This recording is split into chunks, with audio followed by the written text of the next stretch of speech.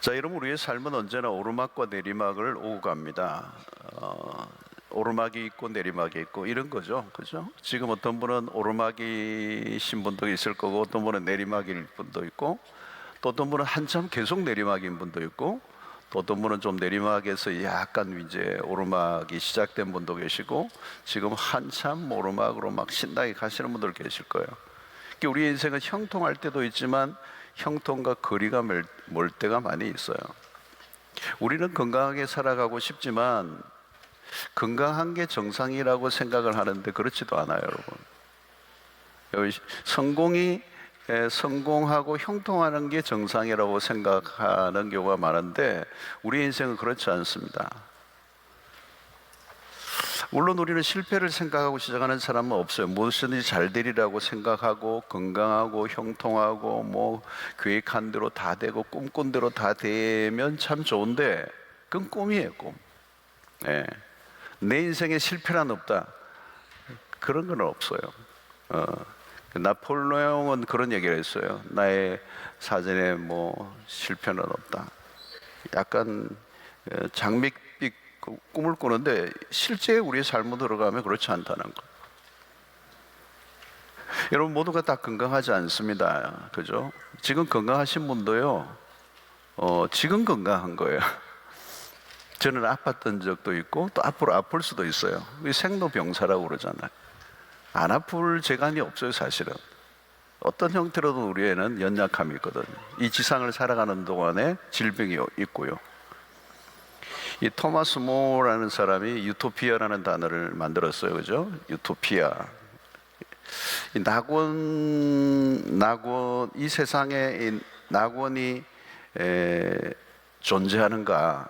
근데 이 유토피아라는 책에서 이 토마스 모어가 주장한 것은 이 세상에는 존재하지 않는다, 낙원이. 그거를 알리기 위해서 이 책을 썼다고 그래요. 유토피아와 같은 세상의 길을 갈망하지만 그건 갈망이지 이 세상은 낙원이 아니라는 것입니다. 오히려 여러분, 우리가 이 세상을 보면 성공한 사람보다 실패한 사람들이 훨씬 더 많습니다. 성공보다 실패가 훨씬 더 많아요. 그러니까 실패가 오히려 정상이에요. 자, 이때 여러분, 사단이 하는 일이 뭐냐면, 이 고통의 한가운데 있을 때 사탄이 하는 게 뭐냐면 참소예요, 참소. 우리가 실패하거나 건강하지 않을 때 사탄이 속삭이는 게 있어요. 이게 위험한 거죠, 그죠? 고통 자체보다 고통 속에 있을 때 사탄이 다가와요. 와서 뭐라고 속삭여요? 하나님이 너를 사랑하지 않아. 하나님이 사랑하신다면 어떻게 너가 그렇게 고통 속에 있도록 내버려 두겠어? 하나님은 너에게 관심이 없어. 하나님의 사랑에 대한, 하나님의 존재에 대한 의심을 하게 하는 겁니다. 마귀의 이런 속삭임은 매우 설득력이 있어요. 특별히 고통의 순간에 있을 때, 실패했을 때, 어려움 속에 빠져 있을 때 마귀가 들려주는 이 말은 굉장히 설득력이 있습니다. 그래서 많은 사람들이 고난 속에서 어떻게 해요? 하나님을 비난합니다. 하나님에 대해서 저주하고 하나님에 대해서 욕을 하고 하나님을 떠나버리는 거예요. 그런데 여러분, 우리가 고통 속에 있을 때 마귀의 소리에 귀를 기울여야 되는 게 아니고, 고통 속에 있을 때 우리가 귀를 기울여야 하는 것은 하나님의 말씀입니다. 그때 하나님의 말씀에 귀를 기울여야 돼요. 그런데 우리는 그 고통 속에 있을 때 마귀의 소리에 귀를 더 기울일 때가 있어요. 그러면 이제 그 고통 속에서 일어날 수 없는 것입니다. 자, 오늘 본문에서 베드로는 독특한 표현을 쓰고 있어요. 12절에 사랑하는 자들아, 너희를 연단하려고 오는 불시험을 이상한 일 당하는 것 같이 이상히 여기지 말라. 이 불시험이라는 것은 혹독한 고통을 말하는 거거든요. 그런데 그런 혹독한 시련을 이상한 일 당하는 것 같이 여기지 말라는 거예요. 여러분, 예기치 않게 찾아오는 고난이 있습니다. 그때 사람들이 당황을 해요. 왜 나에게 이런 시련이 다가오는가? 왜 나에게? 우리가 이 고난에 대한 설교를 참 많이 들었잖아요. 근데 이러면 막상 우리가 이 고난에 내가 처해 있으면 이 이성적인 이게 작동이 잘 안 돼요. 나는 신앙생활을 한다고 나름 애써 왔는데 왜 이런 일이 일어났는가? 그러니까 우리는 형통한 삶을 꿈을 꾸는 것입니다. 그게 기본적인 생각이에요. 그래서 우리의 기본적인 생각 가운데 하나가 뭐냐면, 예수를 믿으면 신앙생활을 열심히 하면 잘 풀릴 것이라고 하는 기대를 가지고 있어요. 근데 그런 기대가 깨어져 버리는 거죠. 그때 우리는 혼란 속에 빠집니다. 그리고 시험에 들어요. 그리고 하나님에게 따지고 싶어지는 거예요. 자, 그런데 베드로는 전혀 다른 얘기를 하는 거죠. 불시험 당하는 것을 이상한 일 당하는 것 같이 이상히 여기지 말라. 다르게 표현하면 뭐예요? 그거를 이상하게 여기지 말고 당연하게 여기라. 복음은 우리가 고난을 긍정적으로 바라보도록 이끌어줍니다. 고난에 대한 바른 관점을 가지게 하는 것입니다. 이 고난은 이상한 일이 아니다. 지극히 정상적인 일이다. 예수를 잘 믿어도 병에 걸릴 수 있어요. 신앙생활을 잘 하는 사람에게도 사업에 실패가 있을 수가 있어요. 각종 시련이 얼마든지 찾아올 수 있습니다. 우리가 예수를 믿는다고 고난이 피해가지 않습니다. 신자도 병들고, 신자도 늙고, 신자도 죽습니다. 신자도 실패합니다. 우리에게는 고난이 없을 것이라고 하는 그 관점 자체를 바꾸라는 거예요. 나에게 왜 그런 일이? 나는 예수를 잘 믿기 때문에, 내가 신앙생활을 열심히 하기 때문에 내 삶에는 형통만 있어야 한다는 그 생각을 바꾸라는 거예요. 그렇지 않다는 거예요. 그리스도인에게도 고난이 찾아온다는 거예요. 그리스도인에게도 내리막길이 있다는 거예요. 그리스도인에게도 인생에 남들이 보기에는 불행스러울 것 같은 일들이 일어난다는 거예요. 여러분, 고난을 대하는 방식, 관점, 이게 매우 중요합니다. 이상히 여기지 말라는 거예요, 여러분. 일어날 게 일어난 거. 왜 나에게는 일어나지 말아야 되느냐? 그런 일이 없다는 거. 자, 근데 베드로는 한 단계 더 나가요. 13절에. 오히려 너희가 그리스도의 고난에 참여하는 것으로 즐거워하라.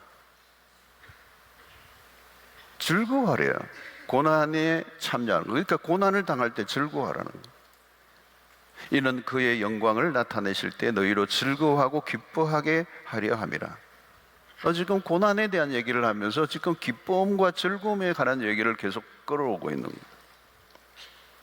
이상히 여기지 않는 정도가 아니라 고난을 즐거워하라. 이 정도면 여러분 자학증 환자처럼 보여요.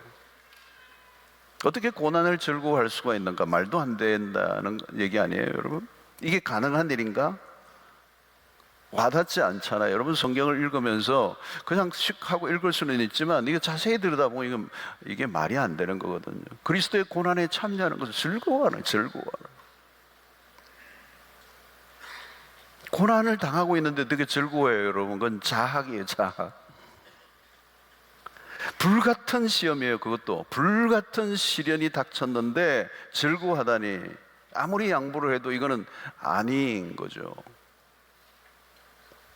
그렇게 반응하는 사람이 있다면 그 위선이지. 이게 가능한 일일까? 억지로 참을 수는 있지만, 시련을 참을 수는 있지만 즐거워하는 것은 말도 안 돼. 고난을 이상히 여기지 말라는 것까지는 내가 받아들일 수 있어. 그러나 고난을 즐거워하라는 말은 너무 심한 얘기야. 그래서 여러분, 여기에서 중요한 것은 뭘까요? 여러분 13절을 다시 보면, 오히려 너희가 그리스도의 고난에 참여하는 것으로 즐거워하라. 고난에 대한 태도를 말하는 거거든요. 여러분, 여기서 핵심은 뭐예요? 그리스도의 고난에 참여한다는 거예요. 그리스도의 고난에 참여한다. 그 말은 뭘까요, 여러분? 그리스도가 고난을 당하셨어요. 그리스도가 고난을 당하셨고, 우리는 그 고난받은 그리스도를 따라가는 거예요. 이 그리스도의 고난에 참여한다는 것은 놀라운 일입니다. 우리의 삶은 예수를 믿는 순간부터 그리스도와 함께하는, 그리스도에 속하고 그리스도와 모든 것이 얽혀지게 되는, 그래서 그분이 당하신 고난을 우리도 당하고 그 고난으로 끝나는 게 아니라 그분이 누리실 영광과도 연결이 되어 있는 거거든요. 그러니까 그리스도의 고난은 그냥 고난이 아니에요. 그리스도께서 당하신 그 고난에 우리가 동참한다는 것은 그리스도가 장래에 누릴 영광과 한 팩이 되어 있는 거죠. 자, 그래서 여러분, 야고보는 야고보 1장 2절에 내 형제들아 너희가 여러 가지 시험을 당하거든 온전히 기쁘게 여기라. 여러분, 여기 보면 여러 가지 시험이에요. 여러 가지 시험을 만나거든. 이 말은 혹시 시험을 당하는 일이 있으면이 아니에요.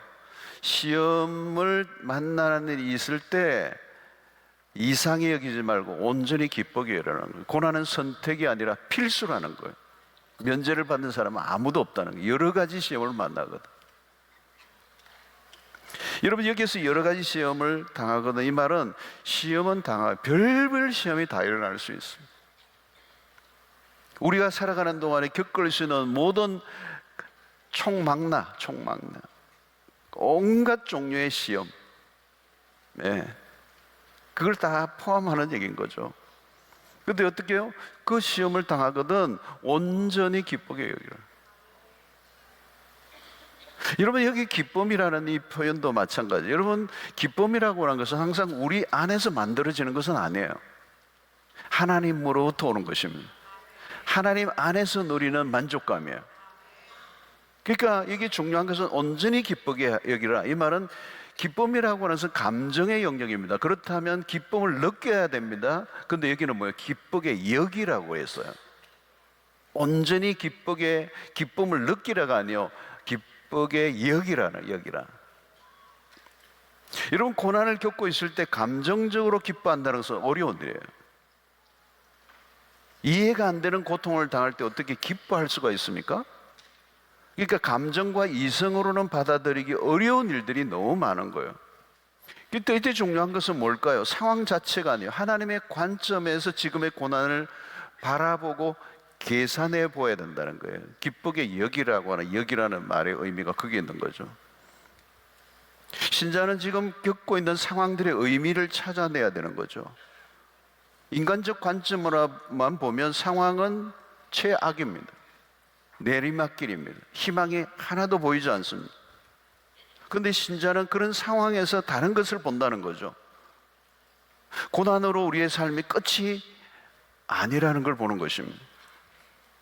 그래서 베드로 사도가 오늘 13절에 한 말을 다시 봅니다. 오히려 너희가 그리스도의 고난에 참여하는 것으로 즐거워하라. 이는 그의 영광을 나타내실 때에 너희로 즐거워하고 기뻐하게 하려 함이라. 여기서 중요한 것을 놓치지 않아야 합니다. 너희가 그리스도의 고난에 참여하는 것으로.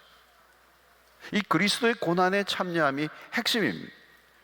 성도 여러분, 인간에게 찾아온 이 고난은 그 근원은 죄로 인해서. 그래서 창세기 3장 15절에 뱀이 여자의 후손의 발꿈치를 물었죠. 이게 인간에게 찾아온 고통입니다. 고통. 그러나 여자의 후손이 뱀의 머리를 밟아요. 이것을 로마서 16장 20절에 이렇게 얘기합니다. 평강의 하나님께서 속히 사탄을 너희 발 아래에서 상하게 하시리라. 우리 주 예수 그리스도가 은혜가 너희에게 있을지어다 그랬어요. 이제 우리는 고난을 당하신 그리스도와 연결되었습니다. 이전에는 사탄의 영향력 아래에 있었어요. 그러나 이제는 사탄을 이기신 그리스도의 영향력 아래에 있게 되었습니다. 그리스도가 십자가를 통하여 승리하심으로 새로운 역사가 시작이 됐어요. 이제 우리는 이전의 상태에서 벗어났습니다. 그럼에도 불구하고 아직은 사탄이 우리를 공격해요. 우리가 그리스도 안에 있는 것을 시기하고 미워하고 공격하고, 그래서 우리 안에 영적 전쟁이 매일 벌어지는 거죠. 사단은 여전히 우리를 공격하고 우리를 고통 가운데로 몰아넣으려고 몸부림을 치고 있어요. 여러분, 사단이 우리를 공격하는 우리를 고통에 몰아가는 그 세 가지 요소가 있어요. 그게 뭐예요? 이 세상과 육신과 마귀예요. 우리가 겪는 고난의 원인은 이 세 가지와 다 연결이 되어 있습니다. 지금 우리가 전투 중인데 우리에게 찾아오는 고난의 세 가지 루트, 세상과 육신과 사탄입니다. 우리는 이 세 가지 루트를 잘 보아야 돼요. 우리는 세상과 계속 싸우고 있습니다. 우리가 세상의 영향력 안으로 들어가면 반드시 고난이 찾아옵니다. 세상과 우리는 언제나 대척점에 있습니다. 우리가 세상을 따라 살지 않으면 사람들이 어떻게 우리를 미워하죠. 가정에서도 마찬가지, 불신 가족으로부터 미움을 당합니다. 우리는 이 세상이 목표가 아니에요. 다른 길로 가고자 하면 고난이 찾아오는 겁니다. 이 세상의 사람들의 삶의 방식과 다르게 살아가면 우리에겐 고통이 찾아오는 거예요. 불이익을 당하고 부당한 대우를 당하고 상처를 입게 되고 모욕과 미움을 당하게 되고, 그게 고통이에요. 내가 그리스도인으로 살아갈 때 이 세상 속에서 받는 그 고난, 그게 그리스도와 함께 겪는 고난이에요. 우리가 육신적으로 따라 살고자 할 때 우리에게 찾아오는 고난이 있습니다. 육체의 소욕을 따라 살면 반드시 고난이 찾아옵니다. 죄의 유혹이 얼마나 달콤합니까? 그러나 그 끝은 매우 쓰잖아요. 죄는 우리의 삶을 망가뜨립니다. 죄의 유혹에 끌려다니면 몸과 마음을 완전히 망가뜨려 버립니다. 여러분, 이런 뭐 알코올이나 마약이나 중독이 그런 거잖아요. 여러분, 그게 끌려가면 완전히 그냥 망쳐버리는 거예요. 욕심을 따라 살다 보면 삶이 무너지지 않을 수가 없습니다. 욕심이 잉태한 적 죄를 낳고, 죄가 장성한 적 사망을 낳는다는 거예요. 작은 죄로부터 출발했는데 그게 결국은 어떻게 해요? 점점 자라서 사망에 이르게 되는 거예요. 작은 욕심. 근데 그 욕심에 끌려서 우리의 삶이 고통으로 몰아가는 경우가 얼마나 많습니까? 죄를 안고 살면 그 죄의 문제를 처리하기 전에는 우리의 삶의 고통은 계속되는 거예요. 마귀와의 전쟁도 마찬가지입니다. 마귀는 우리에게 계속적으로 상처를 입히는 겁니다. 지금도. 치명적인 상처를 줄 수는 없지만 우리에게 상당히 국지적인 그런 고통을 주는 겁니다. 그리스도가 마귀로부터 상처를 입으셨습니다. 주님의 십자가의 고난을 그대로 감당하신 것은 마귀의 공격이었죠. 여러분, 마귀는 실제합니다. 욥기서가 그렇잖아요. 욥의 인생에 가혹한 고통을 겪게 만들었던 주요 요인이 마귀였어요.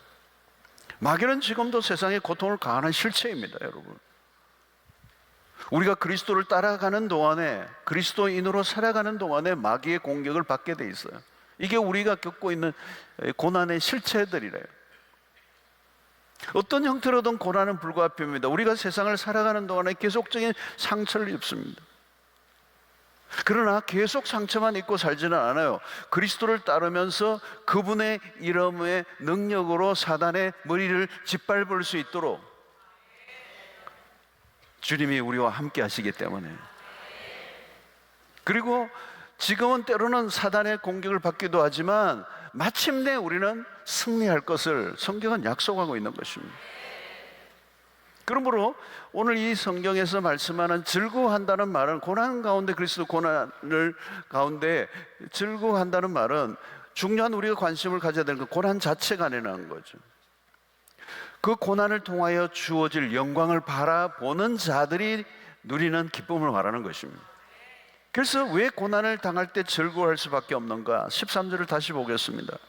오히려 너희가 그리스도의 고난에 참여하는 것으로 즐거워하라. 이는 그의 영광을 나타내실 때에 너희로 즐거워하고 기뻐하게 하려 함이라 그랬어요. 여기 핵심이 그의 영광을 나타내실 때. 이 말은 뭐냐면 우리의 고난은 그 고난 자체로 끝나지 않는다는 거예요. 그리스도의 고난에 참여하는 자들, 그 그리스도의 고난에 참여한 자들은 그 고난이 무의미하지 않다는 거예요. 그냥 고난을 당하는 게 아니고 우리가 그리스도를 따라감으로 인하여 찾아오는 고난이기 때문에 그 고난은 의미가 있고 그 고난의 끝에 반드시 하나님의 약속이 뭐냐? 그의 영광을 나타내신다는 거예요. 가끔 여러분, 의미를 찾아내기 어려운 고난을 당할 때가 있어요.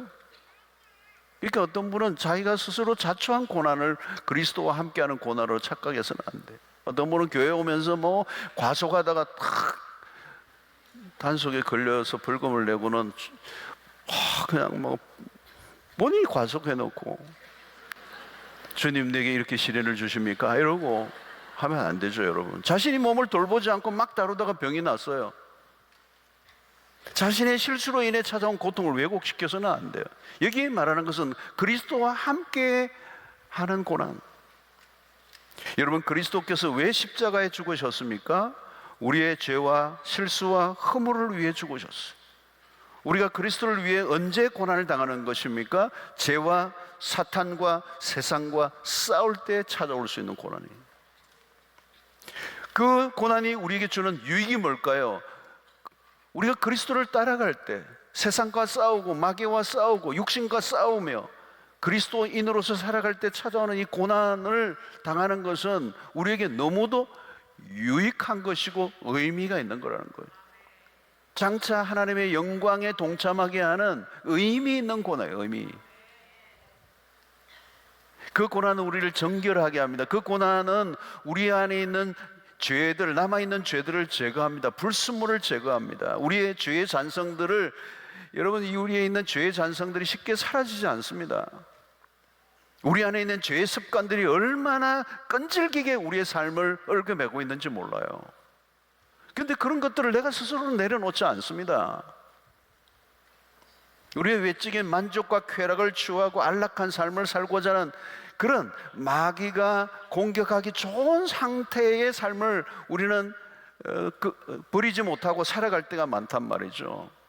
그런데 그리스도 안에서 당하는 고난을 통하여 그런 것들을 깔끔하게 처리해 주시는 거죠. 시편 119편 71절을 보면 이 구절이 얼마나 놀라요. 고난당한 것이 내게 유익이라. 이로 말미암아 내가 주의 율례를 배우게 되었나이다 그랬어요. 여러분, 고난당하는 게 내게 유익이라는 말을 세상에서 어떻게 들을 수가 있겠습니까, 여러분? 고난당하는 게 유익이라고 할 사람이 몇 명이나 되겠어요? 대개는 고통을 받는 동안에 고통을 통한 유익을 발견하지 못합니다. 근데 여러분, 우리가 진정으로 그리스도 안에 있으면 고난을 당할 때, 여러분, 고난을 당하면 질문이 생겨요. 평소에는 가볍게 그냥 지나쳤던 문제들에 대해서 질문이 생기는 거예요. 고난이 찾아오면 질문이 생기고요. 그 질문이 깊어지면 그 말씀 속에서 답을 찾게 돼요. 그때 깨닫는 것은 평소에 깨닫는 것과 차이가 있습니다. 그 고난 속에서 질문을 던지고 말씀을 통하여 받았던 답은 그냥 배운다기보다 터득하는 것이고 머리에 새겨진다기보다는 온몸에 새겨지는 진리가 돼요. 고난을 통해서만 터득할 수 있는 진리가 있습니다. 그 고통을 통해서 우리의 삶에 어그러져 있던, 어긋나 있던 것들을 바로 잡아주는, 우리의 죄와 허물로 인하여 빼앗겼던 그 복을 다시 되찾게 되는 놀라운 은혜를 누리게 돼요. 고난 당하는 게 내게 유익이라. 그 고난이 아니면 깨닫지 못하는 진리, 고난이 아니면 내가 도무지 내 안에 있던 그 허물과 연약함들이 드러나지 않았는데 그 고난을 통하여 드러나게 하시고 그 고난을 통하여 나의 연약한 부분을 하나님께서 깨닫게 하심으로 그 진리 안에 다시 내가 온전히 진리 안으로 돌아가는. 여러분, 요셉은 애굽으로 팔려가는 그 길이 내리막길이었잖아요. 여러분, 실패였어요. 인간적으로 보면 실패잖아요. 고통스러운 시간이 흘렀습니다.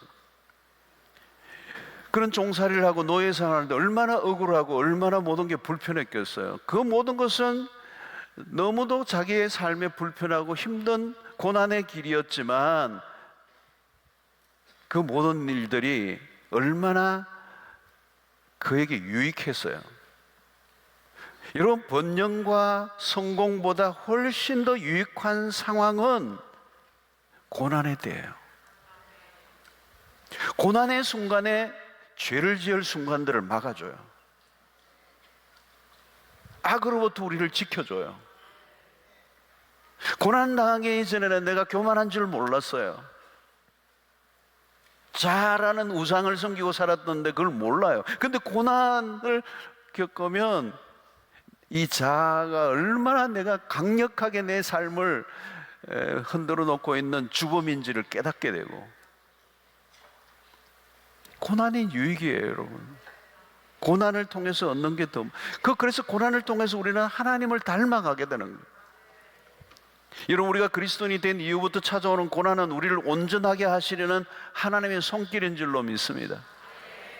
우리를 고난을 통하여 온전하게 하시려고 하시는, 그 고난이 우리를 자라게 하고, 고난이 우리의 인생의 최고의 스승이라는 거예요.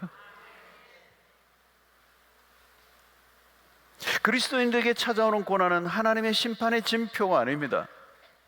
하나님이 나를 징계는 하실 수 있지만 우리에 대한 심판의 징표는 아니에요. 어쩌면 고난은 하나님의 사랑의 표현이요, 우리에 대한 관심의 징표예요. 이 고난을 통하여 우리가 하나님의 작품이 만들어지게 하고, 고난을 통하여 우리의 삶이 하나님의 걸작품으로 빚어지는 완성품으로 만들어져 가는 일에 결정적인 역할을 하는 게 이 고난이라는 것입니다. 뿐만 아니라 여러분, 이 고난을 통하여 우리는 하나님에게 쓰임받는 일꾼들이 될 수가 있습니다. 히브리서 2장 18절을 보면, 그가 시험을 받아 고난을 당하셨은즉 시험 받는 자들을 능히 도우실 수 있느니라 그랬어요.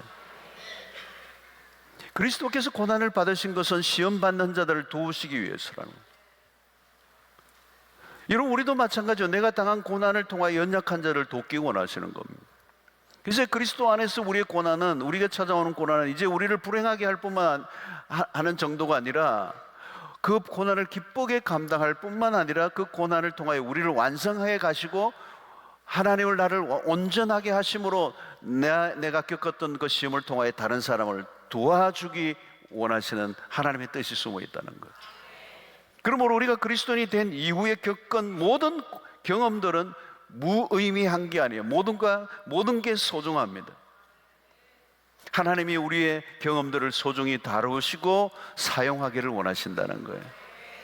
여러분, 내가 실패했던 경험이 있습니까? 누구보다 아픈 상처를 가지고 있는 분이 있습니까? 여러분, 때로는 남들 앞에 수치를 당해 본 적이 있습니까? 깊이 외로워 본 적이 있습니까? 암으로 투병해 본 적이 있습니까, 여러분?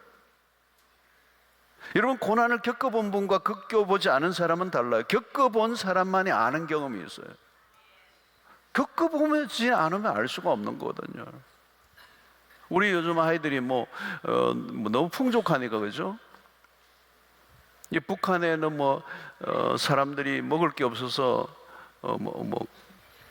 이렇게 그렇다고 그러니까 왜 밥을 먹는다 그러니까 라면 먹으면 되지 그런 얘기를 했다고 그러잖아요. 모르는 거예요, 우리는.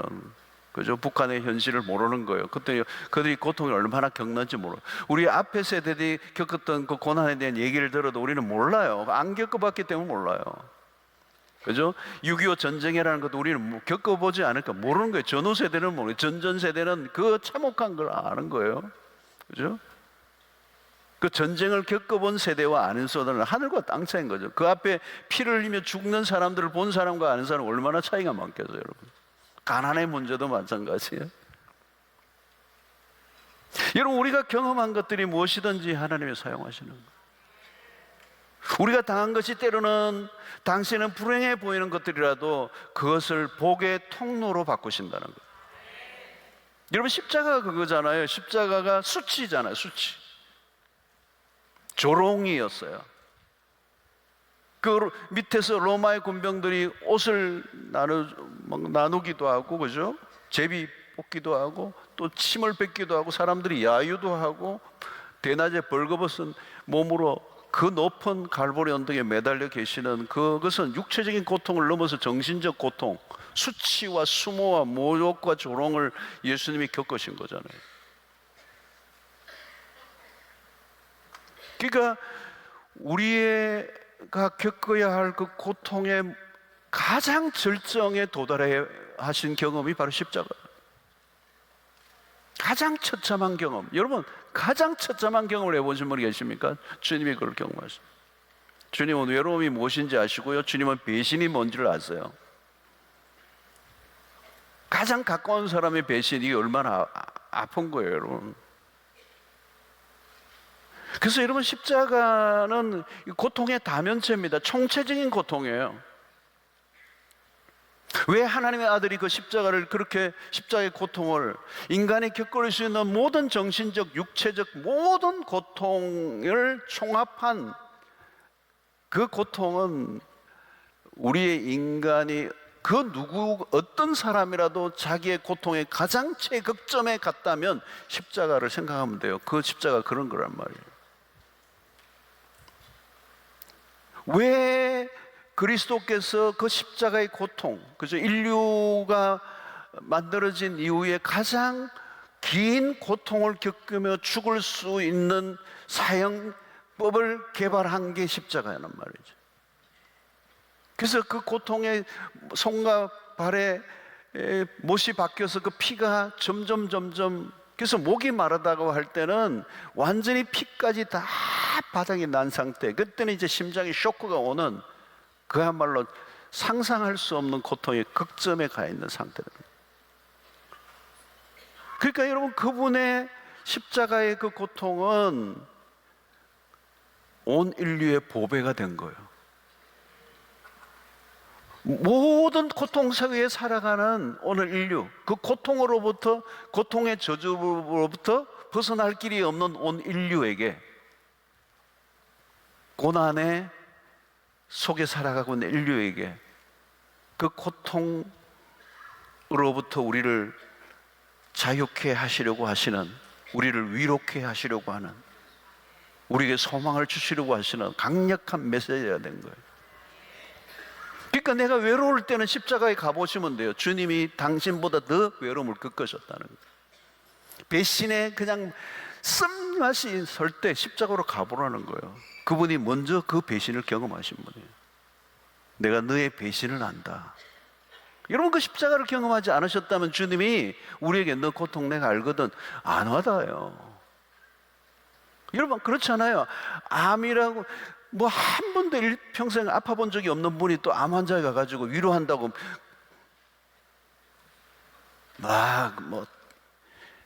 곧 나을 거예요. 열받게 하면 안 돼요, 여러분. 상처를 주는 거잖아요. 여러분, 욥의 고난을 욥의 가까운 친구들 다 떠나버리고 그래도 가까운 친구 3명이 남아가지고 한다는 게 뭐예요? 열받게 하잖아요. 고통 안에 누가 고통을 어떻게 알아요? 고통을 모르니까 그러는 거잖아요. 여러분들이 실패를 경험했다면 그 실패를, 어떤 실패를 했든 십자가를 가보세요. 그분의 실패보다 더 큰 실패가 있었는가? 그분의 절망보다 더 깊은 절망이 있는가?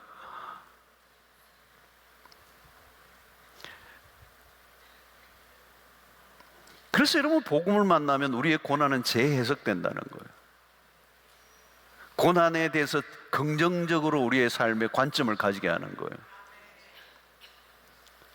그리고 그 고난을 통하여, 그 고난을 당하심으로 우리의 고난을 동정하시고 우리를 도우실 수 있는 분이 되신 것처럼, 오늘 우리가 그 그리스도를 통하여 우리의 고난의 문제를 극복하게 하시고 우리가 당한 그 고난을 통하여 또 다른 사람을 돌아보게 하시는 이 하나님의 뜻, 그 고난을 통하여 우리를 변화시키시고 우리의 모든 그 찌꺼기와 불순물들을 제거하시고 우리를 온전하게 하심으로 그리스도를 닮게 하셔서, 그 고난이 아니면 도무지 변화될 수 없는 우리를 변화시키셔서 우리의 변화를 통하여 또 다른 사람을, 그 고난 가운데 있는 사람을 일으키시려고 하시는 하나님의 이 오묘한 섭리를 우리는 깨달아야 하는 거예요. 그리스도가 죽으심으로 죄로 인해 찾아온 인간의 고난의 뿌리를 제거하셨어요. 십자가의 죽음을 통하여 죄와 사망의 권세를 무너뜨리셨어요. 우리의 모든 저주를 걷어내시고 우리의 모든 절망을 극복하게 하셨어요. 그래서 승리하신 그리스도를 우리가 따라가게 하신 거예요. 고난은 우리의 삶을 파괴하는 것으로 끝나지 않습니다. 그 고난을 통하여 우리를 더욱더 영적으로 자라가게 하시고 그리스도의 사람으로 성숙시켜 주신다는 거예요. 여러분, 만약에 우리가 우리의 성공만 하고 형통만 하고 건강만 한 삶을 산다면요, 그런 것들을 즐거움으로 누린다면 우리는 엉뚱한 길로 가게 돼 있어요. 그릇된 길로 갈 수밖에. 여러분, 형통만, 성공만 추구한 사람은 하나님으로부터 멀어지게 되었어요. 그게 인간의 역사예요. 우리가 받아들이고 수긍하기 싫지만 우리에게는 고난이 필요하다는 거예요. 그런데 이 실패가 그리스도 안에서는 나쁜 경험이 결코 아니라는 거예요. 우리는 연약한 존재들이요, 연단이 필요해요. 고난을 통해서 교만이 깨져요. 특별히 교만이 깨져야 돼요. 헛된 망상을 깨뜨리시는. 죄는 하나님과 우리 사이를 멀어지게 합니다. 고난은 우리를 하나님에게로 가까이 바짝 끌어당겨요. 이건 엄청난 거. 뭐 부흥회 안 해도 돼요. 고난이 오면요, 바짝 하나님께. 그래서 하나님과 깊은 교감을 하게 되고, 고난을 통하여 우리의 영혼이 자라가게 되는 거예요. 어떻게 하면 그 즐거운 마음으로 그리스도의 고난을 따를 수 있는가? 우리가 주님과 함께 즐거워할 수 있어야 돼요. 우리가 단순히 고난을 견뎌내고 이겨내려고만 하는 것으로는 부족해요. 베드로는 먼저 고난을 응급한 후에 영광으로 넘어가요. 그러나 우리가 오직 고난을 겪고 난 뒤에야 기쁨을 얻게 된다고 말씀하는 게 아니에요. 오히려 확실한 기쁨을 통해 고난을 견뎌낼 힘을 얻는다는 거예요. 참된 기쁨은 모든 고난보다 앞서 존재해요. 그 기쁨은 모든 고난을 감싸고 있다는 거예요. 우리 주님은 온갖 고통이 있기 전에 온전한 기쁨을 소유하고 있었어요. 그 기쁨을 통하여 십자가의 고난을 이겨내셨다는 거예요. 히브리서 12장 2절을 보면 믿음의 주여 또 온전하게 하시는 이인 예수를 바라보자. 그는 그 앞에 있는 기쁨을 위하여 십자가를 참으사 부끄러움을 개의치 아니하시더니 하나님 보좌 우편에 앉으셨느니라. 주님은 우리가 고난을 견뎌내게 하십니다. 그냥 고난만 견뎌내게 하시는 분이 아니에요. 그리스도를 위해 즐겁고 기쁨으로 고난을 감수하게 하신다. 우리가 그리스도를 기뻐하고 즐거워할수록 그분과 함께 받는 고난을 기꺼이 지고 갈 수 있다는 거예요. 그래서 여러분, 우리가 그리스도의 고난에 동참하려고 하면 먼저 해야 될 것이 하나 있는데, 주님과 함께 풍성한 잔치를 누려야 돼요. 우리가 주님과 함께 일상을 살아가는 이 법을 터득해야 돼요. 일상에서 주님 안에서 기쁨을 누리는 삶을 살 수 있어야 된다는 거예요. 힘들고 어렵지만, 삶이 쉽지 않지만 일상 속에서 주님과 함께 주님 안에 거하는 삶을 살아가는 법. 기쁨은 주님 안에서 주는 거기 때문에, 우리 주님이 참 기쁨, 우리 주님만이 참 기쁨을 주시는 분이기 때문에, 그 고난 속에 있지만 고난의 어둠 속에 밀어두고 이게 방치하시는 하나님이 아니시고, 당신의 기쁨에 우리를 초대하시고 내 기쁨이 너희 안에 있어 너희 기쁨을 충만하게 하려 함이라. 일상 속에 그 주님과 함께 기쁨을 누리고 살아가는 사람이 찾아오는 고난을 기쁨 가운데 이겨낼 수 있다는 거예요. 그러니까 여러분, 오늘 우리 일상 속에서 주님과 함께 거하는, 동행하는 삶이 중요합니다. 그 주님은 우리의 고통을 깊이 공감하시고 우리 연장감을 체휼하신 분이시고 우리 고통을 충분히 이해하시는 분이시고 긍휼히 여기시는 분입니다. 그분이 우리를 영광의 자리로까지 인도하신다는 거예요. 주님은 마지막 날에 홀로 영광을 누리시는 분이 아닙니다. 주님의 몸인 교회와 우리와 함께 영광을 누리도록 디자인해 놓으셨어요. 그러므로 우리가 고난의 직면에 있을 때 눈을 어디로 돌려야 하는가? 장래에 우리에게 주어질 영광입니다. 최종적으로의 초점은 뭐예요? 영광, 글로리예요. 로마서 8장 20절 22절을 보니까 피조물이 허무한데 굴복하는 것은 자기 뜻이 아니요 오직 굴복하게 하시는 이로 말미암음이라. 그 바라는 것은 피조물도 썩어짐의 종로로 난 데서 해방되어 하나님의 자녀들의 영광의 자유에 이르는 것이니라. 피조물이 다 이제까지 함께 탄식하며 함께 고통을 겪고 있는 것을 우리가 아느니라. 여러분, 지금은 온 세상이 고통하고 있습니다. 우주 만물이 탄식하고 신음하고 있습니다. 그 안에서 살아가는 우리는 매일 고통과 그 고통을 직면하고 있습니다. 고난을 피할 수가 없어요. 피조물들이 썩어짐의 종로로 가고 있습니다. 모든 것이 망가지고 깨어지고 있습니다. 정상이 아닙니다. 하나님이 아름답게 지으신 세계가 죄로 인하여 모두 썩어짐의 종노릇을 하고 있어요. 아직 우리는 이런 상황에서 완전히 벗어나지 못합니다. 그래서 우리가 소망한 게 뭘까요? 만물을 회복하시는 날, 그날 우리에게 임할 영광의 순간. 고난은 피할 길이 없어요. 그러나 고난을 두려워할 필요가 없다는 거예요. 우리는 고난을 통하여 하나님께 더 가까이 갈 뿐만 아니라 우리가 하나님께 속한 자요 하나님의 자녀라고 하는 것을 더 확실하게 해줄 뿐만 아니라 우리의 그 사람은 쇠하여 가지만 우리의 속 사람은 날로 새로워져 간다는 바울의 고백이.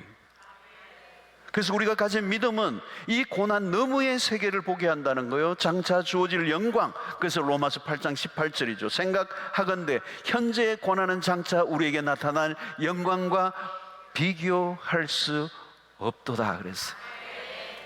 여러분, 우리가 당하는 고난은 결코 헛되지 않아요. 순금같이 나오리라 그랬잖아요.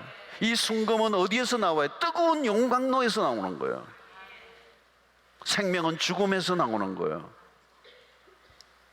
가장 큰 기쁨은 가장 큰 슬픔 이후에 찾아오는 겁니다. 모든 것은 고통의 변형. 십자가에서 부활이 찾아왔습니다. 십자가를 통과하지 않은 영광은 없습니다. 십자가는 고난에 대해 선명한 메시지를 전해주죠. 여러분, 사랑하는 성도 여러분, 이전에는 고난은 고난으로 끝이었어요. 그게 인류가 받은 저주예요. 고난이에요. 그리고 고난으로 끝나는 거예요. 그 고난에 무슨 의미도 없고, 그 고난의 방향도 없고, 그 고난의 목적도 없고. 여러분, 이 세상을 보세요. 여러분, 그냥 일평생 고난이에요. 고통이에요. 절망이에요. 허무예요.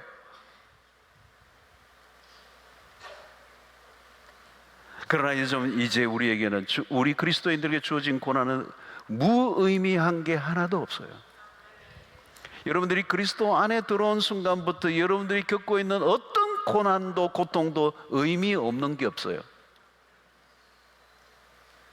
그 고난을 통하여 우리로 하여금 하나님을 붙잡고 놓치지 않게 하세요. 그리스도 안에 있는 고난은 우리를 그리스도를 닮아가게 만들어요. 우리 안에 있는 불순물과 찌꺼기를 다 끌어내시고. 여러분, 고난의 통로를 오랫동안 경험한 사람 보세요. 그냥 저절로 겸손해 있어요. 뭐 겸손 앤드류 무레이 책 안 읽어도 돼요. 그 고난이 그냥 온몸에 그냥 만들어져 있어요. 그냥 찌꺼기가 다 제거해요. 그 잔잔한 그 모든 인간의 아집과 교만과 고집과 그 탐욕들을 다 물때를 다 빼버려요.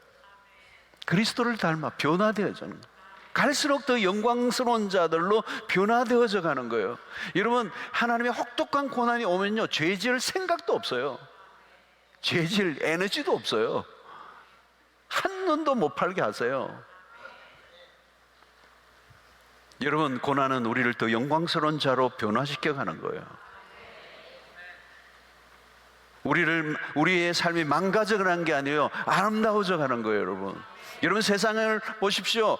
그 삶이 나이가 들어가면 갈수록 더 망가져 가는 거예요. 영과 육과 모든 게 다 망가져 가요. 아름답게 변하는 사람은 없어요. 그럴 수가 없어요. 그러나 그리스도 안에서 당하는 고난은 우리를 갈수록 더 아름답게 빚어 가시는 거예요. 명작이 되게 하세요. 명품이 되게 하시는 거예요. 여러분, 고난을 통해서 하나님이 하시는 일이 너무 많아요. 그래서 우리는 고난을 이제 이상히 여기지 말아야 돼요. 고난을 기쁘게 여기셔야 돼요. 그리고 그 고난의 목적을 아셔야 돼요. 나를 변화시키고 변화된 나를 통하여 또 다른 사람을 변화시키는 일에 우리를 쓰시기를 원하신다. 고난을 통해서만 이룰 수 있는 것들이 있음을 우리는 깨닫게 되는 거예요. 이전에는 고난 앞에 무릎을 꿇고 절망을 했지만 이제는 기뻐해요. 왜? 그 고난이 주님과 함께하는 고난이기 때문에. 그래서 우리는 고난을 즐거워합니다. 그리고 고난 이후에 주어질 영광을 바라봅니다. 그리스도 안에서 받는 고난이 영광으로 향하고 있다는 걸 잊지 마십시오. 이제 그리스도 바깥에 있었을 때 고난은 저주였어요. 그러나 그리스도 안에서의 고난은 축복 중에 축복이에요. 이제 그 영광으로 가는 과정에 필요한 것이 고난이었기 때문에 나에게 필요한 그 고난을 하나님께서 하나님의 은혜와 긍휼 속에서 우리를 고난의 세계 안에 있게 하시지만 그 고난이 끝이 아니고 그 고난이 실패가 아니고 저주가 아니고 그 고난을 통하여 승리의 삶으로 이끄시는 하나님의 뜻이 분명히 있음을 믿으시고 고난의 수혜자들이 되시고 고난으로 인하여 좌절하고 절망하고 낙심하고 또 시험에 들지 않으시고 고난을 넉넉히 이겨내시는, 그래서 그 고난을 통하여 하나님의 목적에 아름답게 쓰임받는 여러분들 되시길 바라고, 점점 더 영광스럽게 변화되는 그 고난이 아니면 결코 이룰 수 없는 위대한 하나님의 작품들로, 글작품들로 빚어지는, 그래서 하나님이 여러분들 너무도 아름답고 멋있게 그 명작품을 통해 일하실 하나님을 기대하고 쓰임받는 여러분들 되시기를 주의 이름으로 축원합니다.